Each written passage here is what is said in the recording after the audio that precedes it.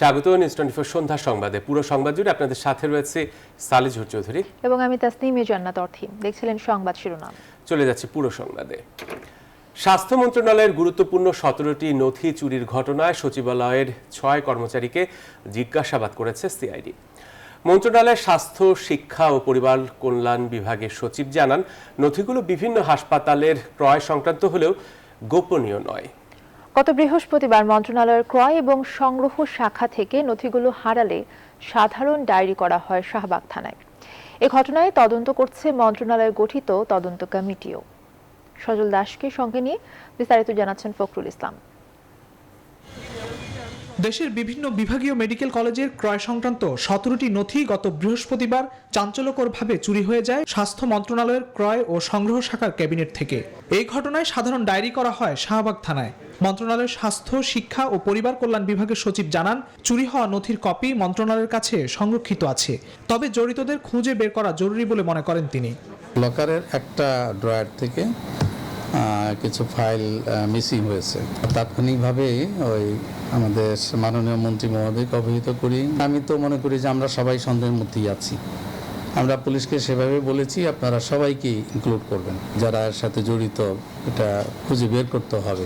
গোপনে কিছু নাই, এগুলি ক্রয় সংক্রান্ত ফাইল। প্রত্যেকটা ফাইলের আমাদের তথ্য অন্যান্য বিভাগেও আছে, আমাদের কম্পিউটারও আছে। নথি গায়েবের ঘটনায় রোববার দুপুরে মন্ত্রণালয় তদন্তে আসেন সিআইডির তদন্ত দল ও শাহবাগ থানা পুলিশ। এই সময় সংশ্লিষ্ট মন্ত্রণালয়ের 6 কর্মচারীকে জিজ্ঞাসাবাদের জন্য সিআইডি দপ্তরে নিয়ে যান তদন্তকারী দল।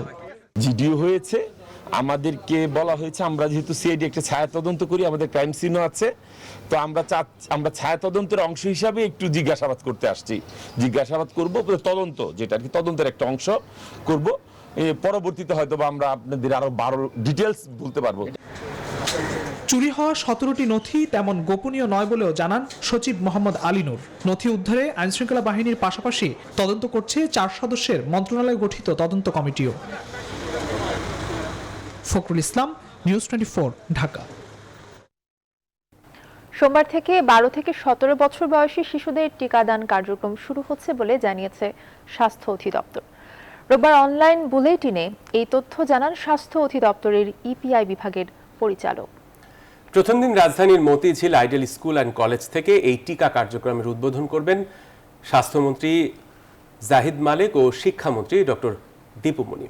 শিশুদের করোনা টিকার বিস্তারিত জানাচ্ছেন রিশাদ হাসান। রাজধানীর মতিঝিল আইডেল স্কুল অ্যান্ড কলেজে 12 থেকে 17 বছর বয়সী শিশুদের করোনা ভাইরাসের টিকা দেওয়া হবে সোমবার সকাল 9:30টায়।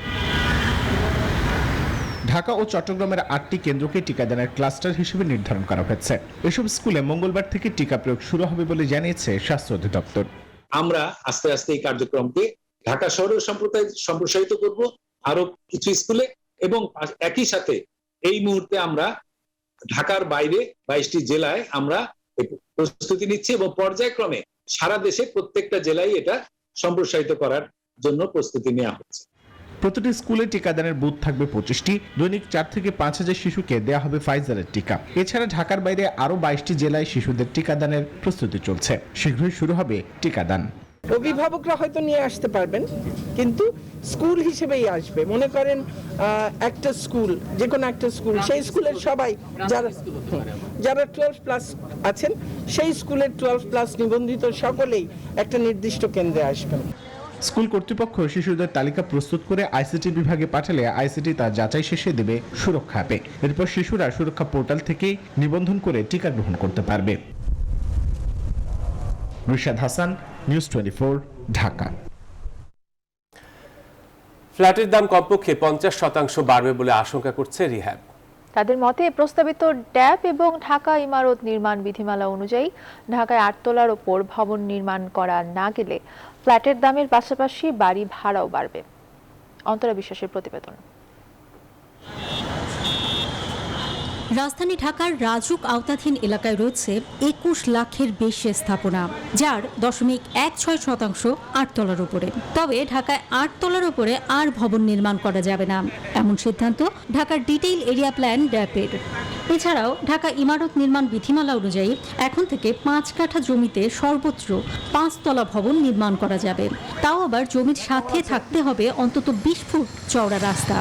এই নিয়মগুলো ২০২১ সালের ডিসেম্বর থেকে কার্যকর হওয়ার কথা। তবে এসব নিয়মের ফলে ফ্ল্যাটের দাম ও বাড়ি ভাড়া বাড়বে বলে আশঙ্কা করছে real estate and housing association of Bangladesh, rehab. রবিবার দুপুরে রাজধানীর সোনারগাঁ হোটেলে এক সংবাদ সম্মেলনে তারা এসব কথা জানায়।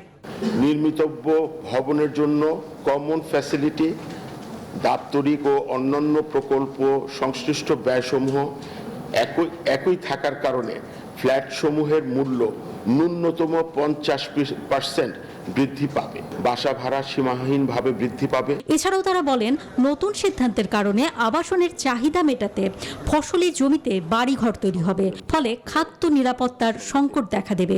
তাদের শঙ্কা, এর ফলে আবাসন শিল্পের সাথে জড়িত ৪০ লাখ শ্রমিকের উপর নির্ভরশীল ২ কোটি মানুষও সমস্যায় পড়বে। ইতিমধ্যে অনেকগুলো ল্যান্ড সাইন করে রেখেছে। এই হঠাৎ করে এরকম বড় আকারের পরিবর্তন আসলে আমাদের একটা ব্যবসায়িক সমস্যাও সৃষ্টি হবে। নট অনলি দ্যাট, এটার মাধ্যমে এই অস্থিতিশীল পরিস্থিতিগুলো এইভাবেই বাস্তবসম্মত মতামতের ভিত্তিতে সুপারিশের সমন্বয় চূড়ান্তকরণের জন্য মাননীয় প্রধানমন্ত্রী ও সংশ্লিষ্ট সকলের আন্তরিক সহযোগিতা বিশেষভাবে কামনা করছি। এতদিন ধানমন্ডি এলাকায় সর্বোচ্চ ১৪ তলা পর্যন্ত আবাসিক ভবন নির্মাণ করা যেত। অন্তরা বিশ্বাস, নিউজ 24, ঢাকা। ডিজিটাল কেবল অপারেটিং সিস্টেম চালু করতে কেবল অপারেটরদের আরও ১ মাস সময় দিল তথ্য মন্ত্রণালয়। নতুন সিদ্ধান্তে ৩০ নভেম্বরের মধ্যে ঢাকা ও চট্টগ্রামে এবং ৩১ ডিসেম্বরের মধ্যে দেশের মেট্রোপলিটন শহর এবং পুরাতন শহরগুলোতে কেবল অপারেটিং সিস্টেম ডিজিটাল করতে হবে। রোববার তথ্য সম্প্রচার মন্ত্রী ডক্টর হাসান মাহমুদ এই সিদ্ধান্তের কথা জানান। তিনি জানান, সিদ্ধান্ত বাস্তবায়ন হলে বড় অঙ্কের রাজস্ব পাবে সরকার, আর লাভবান হবে দেশের টেলিভিশন ও কেবল অপারেটররা। বিস্তারিত জানাচ্ছেন সজল দাস। দেশের কেবল অপারেটিং সিস্টেমের ডিজিটালাইজেশনে করণীয় ঠিক করতে টেলিভিশন মালিক ও কেবল অপারেটরদের সঙ্গে রোববার বৈঠকে বসেন তথ্য ও সম্প্রচার মন্ত্রী। বাস্তবায়নের অগ্রগতি পর্যালোচনা করার জন্য মন্ত্রণালয় সভাকক্ষে বৈঠকের পর সংবাদ সম্মেলনে মন্ত্রী জানান, ৩০ নভেম্বরের মধ্যে ঢাকা ও চট্টগ্রাম এবং ৩১ ডিসেম্বরের মধ্যে মেট্রোপলিটন শহর এবং পুরাতন শহরগুলোতে ডিজিটালাইজেশন সম্পন্ন করতে হবে। ৩০ নভেম্বরের মধ্যে ঢাকা এবং চট্টগ্রাম শহরে যে কেবল নেটওয়ার্ক সিস্টেম ডিজিটালাইজ করার যে সিদ্ধান্ত ছিল, সেই সিদ্ধান্ত বহাল থাকবে। ৩১ ডিসেম্বর ২০২১ তারিখের মধ্যে অন্যান্য মেট্রোপলিটন শহর কেবল নেটওয়ার্কিং সিস্টেম ডিজিটালাইজ হতে হবে। এক্ষেত্রে সেটটপ বক্স ছাড়া কেবল নেটওয়ার্ক ব্যবহার বাধাগ্রস্ত হবে বলেও জানান মন্ত্রী। প্রত্যেক গ্রাহককে ডিজিটাল সেটটপ বক্স বসাতে হবে। সেটি যদি ইতিমধ্যে না বসে, তাহলে ৩০ নভেম্বরের পর টেলিভিশন দেখার ক্ষেত্রে ব্যত্যয় হবে। কেবল অপারেটিং সিস্টেম ডিজিটাল করার প্রয়োজনীয়তার কথাও তুলে ধরেন মন্ত্রী। ডিজিটালাইজ করার উদ্দেশ্য হচ্ছে গ্রাহক যাতে ভালোভাবে টেলিভিশন দেখতে পারে এবং একই সাথে এই ইন্ডাস্ট্রির সাথে যারা যুক্ত আছেন সবাই যাতে উপকৃত হতে পারে। ওটিটি প্ল্যাটফর্মের জন্য খসড়া নীতিমালা তৈরি করা হয়েছে উল্লেখ করে মন্ত্রী বলেন, ক্লিন ফিট ছাড়া ওটিটি প্ল্যাটফর্মে চ্যানেল পরিচালনার কোনো সুযোগ থাকছে না, বা আরো বেশিও হয় অনেক সময়। সজল দাস, নিউজ 24, ঢাকা। মানিকগঞ্জের পাটুরিয়ায় ফেরি আমানত শাহ ডুবে যাওয়ায় গেল ৪ দিন ধরে ৫ নম্বর ঘাট বন্ধ রয়েছে, আবার ফেরি সংকটও আছে। এ অবস্থায় পাটুরিয়া দৌলদিয়া রুটে ফেরি চলাচল ব্যাহত হচ্ছে। নদী পারাপারের অপেক্ষায় ২ পারে রয়েছে কয়েক হাজার যানবাহন। আর এই কারণে দৌলতদিয়া ঘাটে প্রায় ৫ কিলোমিটার এলাকা জুড়ে সৃষ্টি হয়েছে তীব্র যানজট। আর যানবাহনের চাপ কমাতে গোয়ালন্দ ঘাটে আটকে রাখা হয়েছে কয়েকশো পণ্যবাহী ট্রাক। এদিকে ডুবে যাওয়া ফেরি আমানত উদ্ধারে কাল থেকে অভিযান শুরু করবে বেসরকারি প্রতিষ্ঠান জেনুইন এন্টারপ্রাইজ। প্রতিনিধিদের তথ্য ছবি নিয়ে দেখুন ডেস্ক রিপোর্ট। গেল 27 অক্টোবর সকালে 14টি যানবাহন সহ মানিকগঞ্জের পাটুরিয়ার 5 নম্বর ঘাটে উল্টে যায় ফেরি আমানত শাহ। এরপর থেকে গেল 4 দিন ধরে ঘাট ও ফেরি স্বল্পতার পাশাপাশি ফেরিডুবির ঘটনায় রাজবাড়ীর দৌলদিয়া ও মানিকগঞ্জের পাটুরিয়া নৌপথে যানবাহন পারাপার ব্যাহত হচ্ছে। মানিকগঞ্জের পাটুরিয়ায় 5 নং ঘাট বন্ধ থাকায় ফেরি চলাচল ব্যাহত হচ্ছে। সকালে এই ঘাটে বাস ও ব্যক্তিগত যানবাহনের চাপ কম থাকলেও বেলা বাড়ার সাথে সাথে তা বেড়ে যায়। এদিকে গেল কয়েকদিন ধরেই রাজবাড়ীর দৌলদিয়া ঘাটে যানবাহনের চাপ বেড়েছে কয়েক গুণ। এই ঘাট থেকে ঢাকা খুলনা মহাসড়কের গোয়ালন্দ ফিডস মিল পর্যন্ত প্রায় কয়েক কিলোমিটার রাস্তা জুড়ে যানজটের সৃষ্টি হয়েছে। আবার ঘাটে যানবাহনের চাপ কমাতে গোয়ালন্দ মোড়ে আটকে রাখা হয়েছে পণ্যবাহী গাড়িও। এতে চরম ভোগান্তিতে পড়েছে যাত্রী ও চালকরা। আজকে 3 দিন ধরে আসছি, এখানে খাওয়া দাওয়ার কষ্ট হয়েছে, জামজটে যাইতে পারতেছি না। না আছে গোসল, না আছে খাওয়া, না আছে কিছু। কবে পারাইতে এরকম কোনো ঠিকানা নেই। ফেরিঘাটের ব্যর্থতার কারণে, পুলিশের ব্যর্থতার কারণে আমাদের এই যানজটটা লাগে। সংশ্লিষ্টরা বলছেন দুর্ঘটনাজনিত কারণে আমানত শাহ ফেরি সহ যান্ত্রিক ত্রুটির কারণে আরও 4টি ফেরি বন্ধ রয়েছে। বর্তমানে ছোট বড় মিলে 15টি ফেরি দিয়ে যানবাহন পারাপার করা হচ্ছে। ফেরি স্বল্পতার জন্য ঘাটে যানবাহনের সারি দীর্ঘ হচ্ছে। Desk report, news 24। তালাক ছাড়াই অন্যের স্ত্রীকে বিয়ে করার অভিযোগে করা মামলায় ক্রিকেটার নাসির হোসেন এবং তার স্ত্রী তামিমা সুলতানা তাম্মি সহ 3 জনকে 10,000 টাকা মুচলেকায় জামিন দিয়েছেন আদালত। রোববার সকালে ঢাকার মেট্রোপলিটন ম্যাজিস্ট্রেট মোহাম্মদ জসিমের আদালতে তারা আত্মসমর্পণ করে জামিনের আবেদন করলে এই আদেশ দেন আদালত। আরও জানাচ্ছেন হাবিবুল ইসলাম হাবিব। গত 30 সেপ্টেম্বর পিবিআই ক্রিকেটার নাসির হোসেন ও তামিমা তাম্মির বিয়ে বৈধ নয় বলে প্রতিবেদন দেয়। পরে তাদের বিরুদ্ধে গ্রেপ্তারি পরোয়ানা চেয়ে তামিমার প্রথম স্বামী রাকিবের করা আবেদনের উপর শুনানি নিয়ে 31 অক্টোবর হাজির হতে নির্দেশ দেন আদালত। এরই প্রেক্ষিতে সকাল 10:30টায় আদালতে হাজির হন ক্রিকেটার নাসির, তার স্ত্রী তামিমা ও তার মা সুমি আক্তার।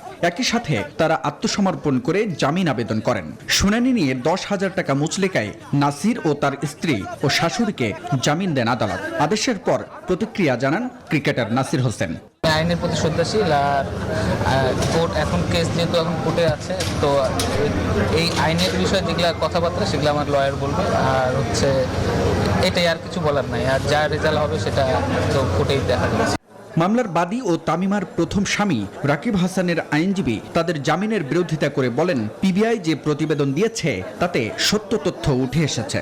468 ধারায়, যেটা একটা নন বেইলেবল সেকশন, যেখানে জামিন অযোগ্য অপরাধ হিসেবে 468 ধারা দণ্ডবিধির দেওয়া হয়েছে, যেটা কোর্ট আমলে নিয়েছে। আমরা এই জামিনের বিরুদ্ধে মাননীয় দায়রা আদালতে রিভিশন দায়ের করব। তবে নাসিরের আইনজীবী জানান 2016 সালে তামিমার তালাক হয়, ফলে নাসিরের সাথে বৈধভাবেই তার বিয়ে হয়েছে। এই মামলা যে তদন্ত প্রতিবেদনে এসেছে যে তানিমা যেটা, সে কিন্তু 16 সালে তালাক দিয়েছেন এবং তালাক যথারীতি আপনার এটা রেজিস্ট্রি হয়েছে, কার্যকর হয়েছে। এর আগে পিবিআইয়ের তদন্ত প্রতিবেদনে বলা হয় রাকিবকে তালাক দেননি তামিমা। আইনগতভাবে রাকিব তালাকের কোনো নোটিশও পাননি। তামিমা উল্টো জালিয়াতি করে তালাকের নোটিশ তৈরি করে তা বিভিন্ন মাধ্যমে প্রকাশ করেছেন। যথাযথ প্রক্রিয়ায় তালাক না দেওয়ার ফলে তামিমা তাম্মি এখনও রাকিবের স্ত্রী হিসেবে বহাল রয়েছেন। দেশের ধর্মীয় বিধিবিধান ও আইন অনুযায়ী এক স্বামীকে তালাক না দিয়ে অন্য কাউকে বিয়ে করা অবৈধ ও শাস্তিযোগ্য অপরাধ। এমন পরিস্থিতিতে ক্রিকেটার নাসির হোসেন ও তামিমা তাম্মির বিয়ে অবৈধ। হাবিবুল ইসলাম হাবিব, নিউজ 24, ঢাকা। স্কটল্যান্ডের গ্লাসগো জাতিসংঘের জলবায়ু সম্মেলনে যোগ দিতে যুক্তরাজ্যের পথে রওনা হয়েছেন প্রধানমন্ত্রী শেখ হাসিনা। বৈশ্বিক তাপমাত্রা বৃদ্ধির সীমিত রাখা, জলবায়ু তহবিলের কার্যকর বাস্তবায়ন সহ 3টি প্রস্তাব তিনি বিশ্ব নেতাদের সামনে তুলে ধরবেন এই সম্মেলনে। বাংলাদেশের প্রতিনিধিত্ব করার পাশাপাশি শেখ হাসিনা এবারে জলবায়ু সম্মেলনে ঝুঁকির মুখে থাকা 48 দেশের জোট ক্লাইমেট ভালনারেবল ফোরামেরও নেতৃত্ব দেবেন। 2 সপ্তাহের এই সফরে ফ্রান্সেও যাবেন প্রধানমন্ত্রী। জলবায়ু সম্মেলনের পাশাপাশি অংশ নেবেন সৃজনশীল অর্থনীতির জন্য বঙ্গবন্ধু শেখ মুজিবুর রহমান আন্তর্জাতিক পুরস্কার বিতরণ এবং ইউনেস্কোর 75তম বার্ষিকী অনুষ্ঠানে। প্রধানমন্ত্রীর প্রেস সচিব ইহসানুল করিম জানান, বিমান বাংলাদেশ এয়ারলাইন্সের একটি ভিভিআইপি ফ্লাইটে রোববার সকাল 9টা 27-এ ঢাকা ত্যাগ করেন প্রধানমন্ত্রী শেখ হাসিনা ও তার সফর সঙ্গীরা।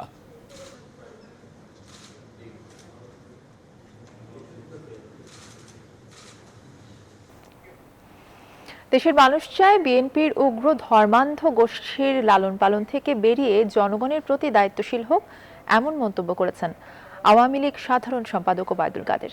তিনি বলেন, অগণতান্ত্রিক পথে বিএনপির ক্ষমতায় যাওয়ার কোনো সুযোগ নেই। নিজ বাসভবনে সাংবাদিকদের ব্রিফিংকালে তিনি কথা বলেন। মানুষ পরিবর্তন চায় বিএনপির অপরাজনীতির। বিএনপি যদি নিজেদের বদলাতে না পারে, নিজেদের মধ্যে পরিবর্তন না আনতে পারে, তাহলে ইতিহাসে রাস্তা ঘুরে তাদের নিক্ষিপ্ত হতে হবে মুসলিম লীগের মতো। পরিবর্তন চায় বিএনপির উগ্র ধর্মান্ধ গোষ্ঠীর লালন পালন থেকে। পরিবর্তন চায় বিএনপি জনগণের প্রতি দায়িত্বশীল হোক। মানুষ চায় বিএনপি অগণতান্ত্রিক পথে না হেঁটে ক্ষমতায় যাওয়ার জন্য স্বীকৃত সাংবিধানিক পথে আসুক। নিরপেক্ষ সরকার ছাড়া বিএনপি কোনো অবস্থাতেই নির্বাচনে যাবে না বলে আবারও মন্তব্য করেছেন দলটির মহাসচিব মির্জা ফখরুল ইসলাম আলমগীর। তার অভিযোগ, নির্বাচন থেকে বিএনপিকে সরিয়ে রাখতেই নেতাকর্মীদের হয়রানিমূলকভাবে গ্রেফতার করছে সরকার। দুপুরে তেজগাঁওয়ের নাখালপাড়া থেকে দলের কয়েকজন নেতাকর্মী আটকের পর গুলশানে দলীয় কার্যালয়ে এমন অভিযোগ করেন বিএনপি মহাসচিব মির্জা ফখরুল। আপনার নির্বাচন হওয়ার কথা, তো এখন থেকেই তারা যেটা শুরু করেছে, আবারও একই কায়দায় তারা যেটা করেছিল 2018 সালের আগে, আপনাদের নিশ্চয়ই মনে আছে যে গায়েবী মামলা দিয়ে, অসংখ্য গায়েবী মামলা দিয়ে 35 লক্ষ মানুষের বিরুদ্ধে মামলা করেছিল।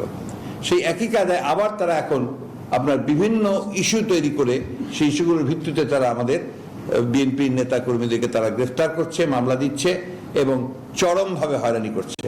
আপনারা দেখেছেন যে কিছুদিন আগে আমরা আমাদের যে প্রতিষ্ঠা বার্ষিকী ছিল 1 সেপ্টেম্বর, সেই প্রতিষ্ঠা বার্ষিকীতে আমাদের দলের প্রতিষ্ঠাতা স্বাধীন ঘোষক শহীদ প্রেসিডেন্ট জিয়াউর রহমান সাহেবের মাজারে যখন আপনারা আমাদের উত্তর দক্ষিণ এবং আমাদের দলের নেতৃবৃন্দ কর্মী ভাইয়েরা যখন সেখানে শ্রদ্ধা জানাতে যান, জিয়ারত করতে যান, সেই সময় আনকল ফর বিনা উস্কানি।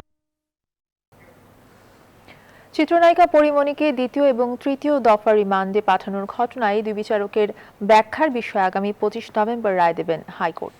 রোববার বিচারপতি মোস্তফা জামান ইসলামের নেতৃত্বাধীন হাইকোর্ট বেঞ্চ রায়ের জন্য এই দিন ধার্য করেন। এর আগে সকালে চিত্রনায়িকা পরিমণিকে দ্বিতীয় ও তৃতীয় দফা রিমান্ডে পাঠানোর ঘটনায় লিখিত ব্যাখ্যায় দুই বিচারক দেবব্রত বিশ্বাস ও আতিকুল ইসলাম নিঃশর্ত ক্ষমা প্রার্থনা করেন। ব্যাখ্যায় তারা বলেন, অনিচ্ছাকৃত ভুল হয়েছে, এজন্য নিঃশর্ত ক্ষমা প্রার্থনা করছি। গত 28 সেপ্টেম্বর চিত্রনায়িকা পরিমণিকে দ্বিতীয় ও তৃতীয় দফা রিমান্ডে পাঠানোর ঘটনায় দুই বিচারক দেবব্রত বিশ্বাস ও আতিকুল ইসলামকে পুনরায় লিখিত ব্যাখ্যা দিতে নির্দেশ দেন হাইকোর্ট।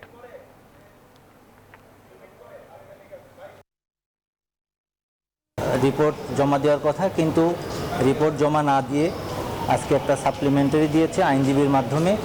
সেখানে বলেছেন যে তাদের যে আনকন্ডিশনাল অ্যাপোলজি চেয়েছেন, সেখানে আনকন্ডিশনাল অ্যাপোলজি চেয়েছে যে তাদের বিচারিক জীবনের যে এইরকম ভুল আর হবে না, বা এইরকম তারা বিচারিক কাজ করার ক্ষেত্রে অনেক সতর্কতার সাথে অবলম্বন করবেন, কাজ করবেন, এবং এইটাই আজকে এই মাননীয় আদালতকে বলেছেন। সার সংকটে বিপাকে পড়েছেন কৃষকেরা। বিশেষ করে উত্তরাঞ্চলের রাজশাহী, কুড়িগ্রাম, রংপুর সহ বেশ কয়েকটি জেলায় সংকটের কথা বলে বেশি দামে বিক্রি হচ্ছে সার। বিক্রেতারা দোহাই দিচ্ছেন সংকটের, কিন্তু বিএডিসি বলছে তাদের গুদামে পর্যাপ্ত সার মজুদ আছে, সংকটের কোনো কারণ নেই। বিস্তারিত জানাচ্ছেন কাজী শাহেদ। সরকারের পক্ষ থেকে বলা হচ্ছে দেশে সারের কোনো সংকট নেই, গুদামে পর্যাপ্ত মজুদ আছে, সারা দেশের ডিলারদের কাছেও সার আছে, তবু কৃষকরা সার পাচ্ছেন না। রাজশাহী, রংপুর, কুড়িগ্রাম, লালমনিরহাট, ময়মনসিংহ, মানিকগঞ্জ, লক্ষ্মীপুর সহ দেশের বিভিন্ন অঞ্চল থেকে এমন অভিযোগ পাওয়া গেছে। শীতকালীন সবজি, আলু, ভুট্টা ও বোরো আবাদের এ সময়ে বিপাকে পড়েছেন কৃষকরা। আলু নিয়ে যাচ্ছে সার নিয়ে, সার আমি নিয়ে যাই, এখান থেকে নিয়ে যাই, চরে আবাদ করতেছি। টিএসপি 1100 টাকার সরকার নির্ধারিত দর বিক্রি হচ্ছে 1350 টাকায়। এভাবে প্রতিটি সারের দাম গড়ে 100 থেকে 150 টাকা বেড়েছে। রবি শস্যের বীজ বপনের সময়কাল 16 অক্টোবর থেকে 30 নভেম্বর পর্যন্ত। এই সময়ে মূলত নন ইউরিয়া সার ব্যবহার করা হয়। দেশের 17 জেলায় বাংলাদেশ ফার্টিলাইজার অ্যাসোসিয়েশনের গুদামে 1,11,886 টন সার মজুদ আছে। ফলে কোনো সংকট হবে না বলে দাবি। এটা ডিলারদের মাধ্যমে বরাদ্দ অনুযায়ী আমরা সরবরাহ দিয়ে থাকি এবং আমার গুদামে স্টক 8,000 মেট্রিক টনের ক্যাপাসিটির গুদামে আমার এখন 9,000-9,500 উপরে স্টক এবং পাইপলাইনে আমাদের হিউজ পরিমাণ সার আছে। আমরা পরিষ্কার বলে দিয়েছি সমিতির পক্ষ থেকে যে কেউ কোনো সার বেশি দামে বিক্রি করতে পারবে না। কৃষি সংশ্লিষ্টরা জানান, কৃষকরা যেন সহজে হাতের নাগালে সঠিক দামে সার কিনতে পারেন, এজন্য এখন থেকেই মনিটরিং জোরদার করতে হবে।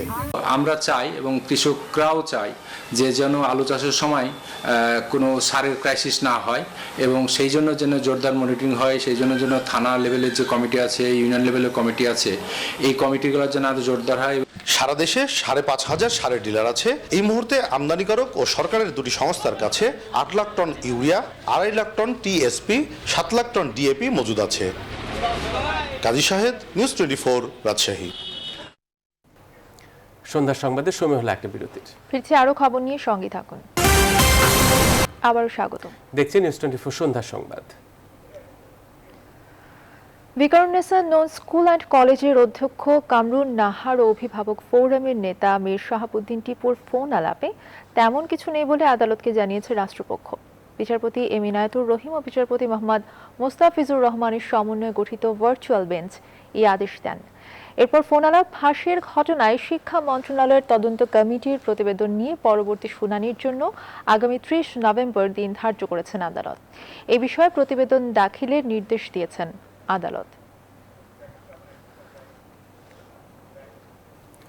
কোনো ধরনের নিয়মকানুনই মানছে না বাংলাদেশে আশ্রয় পাওয়া জোরপূর্বক বাস্তুচ্যুত মিয়ানমারের রোহিঙ্গা জনগোষ্ঠী।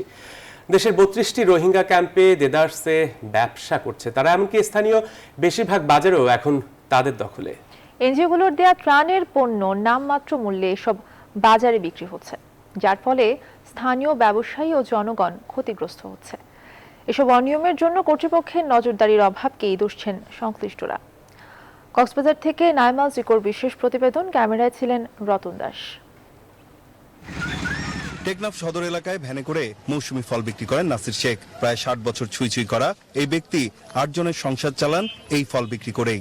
তবে ব্যবসা এখন মন্দ, পরিবারের একবেলার খাবার জুটানোই কঠিন হয়ে গেছে। কারণ একটাই, রোহিঙ্গা। টেকনাফের 27 নম্বর রোহিঙ্গা ক্যাম্প এলাকার জাদিমুরা বাজারের দৃশ্য এটি।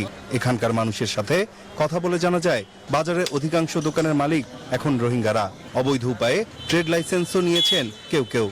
রোহিঙ্গার জন্য কারণ আরা মাল কিনি না পারে, আরা যেহেতু মাল কিনি এটা তারা আরো তো দুটিয়া পারে দিয়ে কিনে ফেলায়। মাল কিনতে চাইলে আরো যদি কিনাম বলে 200 টাকা চাইলে 300 টাকা নিয়ে যাও। এসব বাজারে নামমাত্র মূল্যে মিলছে রোহিঙ্গাদের ত্রাণে পাওয়া নিত্যপণ্য। ফলে বাজারে অসুস্থ প্রতিযোগিতায় ক্ষতিগ্রস্ত হচ্ছেন স্থানীয় ব্যবসায়ীরা। সরকার নবুজের নসার এই ফিরি না স্যার, আর কি কইতে এখন তারা যারা শাশুড়িয়া তারা নয়তো গোর করতাম, এটা এখন যারা যাবে দেশরিয়া। কক্সবাজার নাগরিক আন্দোলন ও সুশাসনের জন্য নাগরিক বলছে, রোহিঙ্গাদের ক্যাম্পের বাইরে এসে ব্যবসা করার কথা নয়। এজন্য প্রশাসনের নজরদারির অভাবকেই দায়ী করেন তারা। প্রতিটি অলিতে গলিতে, প্রতিটি স্টেশনে কিন্তু ওদের নিজস্ব বাজার ব্যবস্থা চালু করে রেখেছে। এই যে সরকারের অব্যবস্থাপনা, যারা ক্যাম্পের দায়িত্ব রয়েছে তাদের অব্যবস্থাপনার জন্য মূলত এই যে বাজার ব্যবস্থাটাও এখন রোহিঙ্গাদের হাতে চলে যাচ্ছে। এখন দেখা যাচ্ছে রোহিঙ্গা ক্যাম্পে প্রায় কয়েক হাজার দোকান হয়ে গেছে, অনেক মার্কেট হয়ে গেছে। প্রত্যেকের মালিক কিন্তু রোহিঙ্গা। তাদেরকে দিয়ে আপনার সরাসরি তারা নিজেরা ব্যবসা করবে, এটা তো কোনোভাবেই হতে পারে না। এটা আমার মনে হয় সরকারকে এই জায়গায় কাজ করা উচিত। তবে এ বিষয়ে কিছুই জানে না জেলা প্রশাসক। আর অতিরিক্ত শরণার্থী ত্রাণ ও প্রত্যাবাসন কমিশনার বলছেন, উচ্ছেদ করেও রোহিঙ্গাদের ব্যবসা বন্ধ করতে পারছেন না তারা। এ ব্যাপারে যাতে করে জুৎসই কার্যক্রম গ্রহণ করা হয় আর যাতে নেটওয়ার্কিং এর কোনো অপব্যবহার না করতে পারে, আর সে ব্যাপারে আমরা কাজ করছি। গুলি দোকানপাট উচ্ছেদ করেছি, এটা চলমান আছে। আপনারা জানেন ক্যাম্প 9 যে দোকানপাট ছিল প্রত্যেকটা দোকানপাট উচ্ছেদ করা হয়েছে। ক্যাম্প 1 ইস্ট ওয়েস্টেও দোকানপাট আছে। এই জাতীয় কার্যক্রমে তারা জড়িত হলে আমরা তাদেরকে বিরুদ্ধে উচ্ছেদ সহ অন্যান্য কার্যক্রম হাতে নিই। রোহিঙ্গা জনগোষ্ঠীর সৃষ্ট সমস্যা থেকে স্থানীয় ব্যবসায়ী ও জনগণকে সুরক্ষিত রাখতে কঠোর নজরদারির পরামর্শ স্থানীয় নাগরিকদের অধিকার নিয়ে কাজ করা সংগঠনগুলোর। নাইম আল চিকো, নিউজ 24, উখিয়া, কক্সবাজার। এবারে করোনা পরিস্থিতি। দেশে গত 24 ঘন্টায় করোনার সংক্রমণে 6 জনের মৃত্যু হয়েছে। এ সময় করোনায় আক্রান্ত হয়েছেন 211 জন। রোববার বিকেলে স্বাস্থ্য অধিদপ্তরের নিয়মিত সংবাদ বিজ্ঞপ্তিতে এই তথ্য জানানো হয়। গত 24 ঘন্টায় মোট 17,226 জনের নমুনা পরীক্ষার বিপরীতে রোগী শনাক্তের হার 1.22। এখন পর্যন্ত মোট শনাক্ত রোগীর সংখ্যা 15,69,539 জন। তাদের মধ্যে মারা গেছেন 27,868 জন। এখন পর্যন্ত সুস্থ হয়েছেন 15,33,423 জন। সবশেষ 24 ঘন্টায় 276 জন সুস্থ হয়েছেন। চট্টগ্রাম মেডিকেল কলেজ ছাত্রলীগের 2 গ্রুপের সংঘর্ষের ঘটনায় মামলা দায়ের করেছে ছাত্রলীগের একাংশ। শনিবার রাতেই কলেজ ক্যাম্পাস থেকে রক্তিম দে ও এনামুল হোসেন ওরফে সীমান্ত নামে 2 জনকে গ্রেফতার করে পুলিশ। পরে রোববার তাদের আদালতে তোলার পর কারাগারে প্রেরণের নির্দেশ দেওয়া হয়। এদিকে এই ঘটনায় জড়িতদের দ্রুত গ্রেফতারের দাবিতে মেডিকেল কলেজের সামনে দুপুরে মানববন্ধন করেছে শিক্ষার্থীরা। শিক্ষার্থীদের এই কর্মসূচিতে একাত্মতা ঘোষণা করে অবিলম্বে জড়িতদের গ্রেফতারের দাবি জানান চট্টগ্রাম মহানগর ছাত্রলীগও। গেল শুক্র শনিবার দুদিনে ছাত্রলীগের দফায় দফায় সংঘর্ষের ঘটনায় অনির্দিষ্টকালের জন্য বন্ধ ঘোষণা করা হয় চট্টগ্রাম মেডিকেল কলেজ হাসপাতাল। ঘটনা তদন্তে সার্জারি বিভাগের প্রফেসর ডাক্তার মতিউর রহমানকে আহ্বায়ক করে গঠন করা হয়েছে 5 সদস্যের একটি তদন্ত কমিটিও।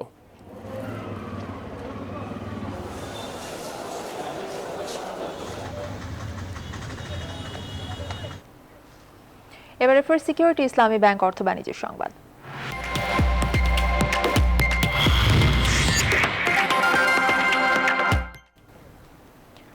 আয়কর আদায় বেগবান করতে এবার বাংলায় আইন করার উদ্যোগ নিয়েছে জাতীয় রাজস্ব বোর্ড এনবিআর।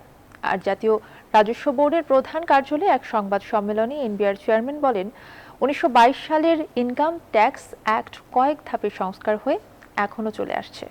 আবার ইংরেজি ভাষায় হওয়ায় বর্তমানে আয়কর আদায় অনেক ক্ষেত্রেই বিভ্রান্তি হচ্ছে। এজন্য আন্তঃমন্ত্রণালয় বৈঠক ও কর্মশালার মাধ্যমে আইনটিকে সংস্কার করে বাংলায় করা হচ্ছে। তিনি আশা করেন মন্ত্রিপরিষদের অনুমোদনের মাধ্যমে ডিসেম্বরের মধ্যেই বিল আকারে এটি প্রকাশ হবে।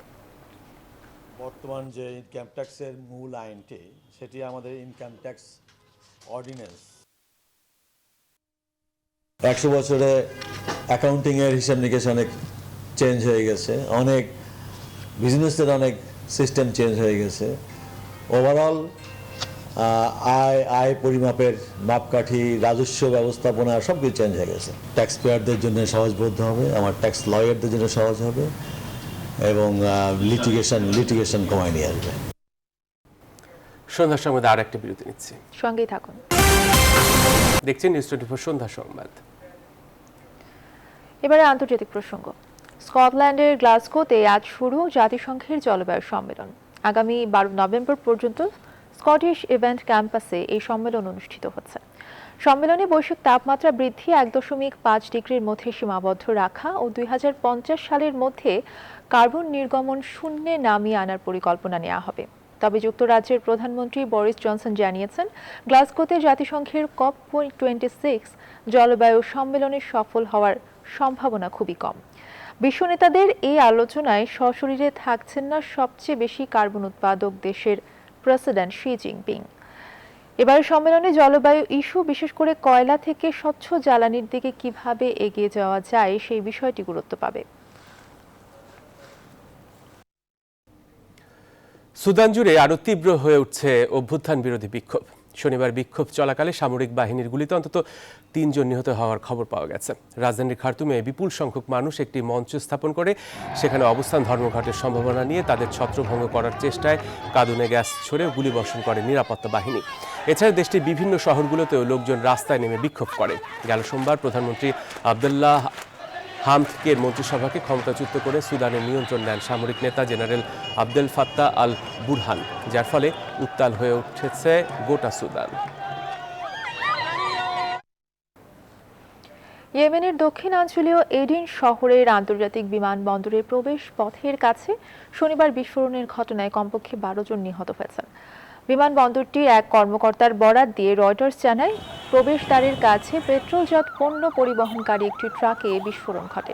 শক্তিশালী বিস্ফোরণে প্রাণ হারান 12 জন। নিহতদের সবাই বেসামরিক নাগরিক বলে তথ্য পাওয়া গেছে। তবে ঘটনাটি পরিকল্পিত হামলা কিনা সে ব্যাপারে স্পষ্ট কোনো তথ্য জানা যায়নি। এই ঘটনায় তদন্ত অব্যাহত রয়েছে।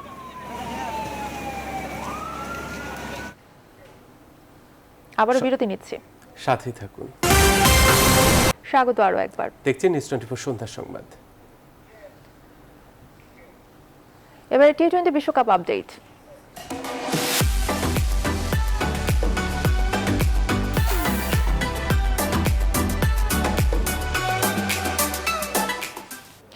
হ্যামস্ট্রিংয়ের চোটে পড়ে বিশ্বকাপ থেকে ছিটকে গেছেন সাকিব আল হাসান।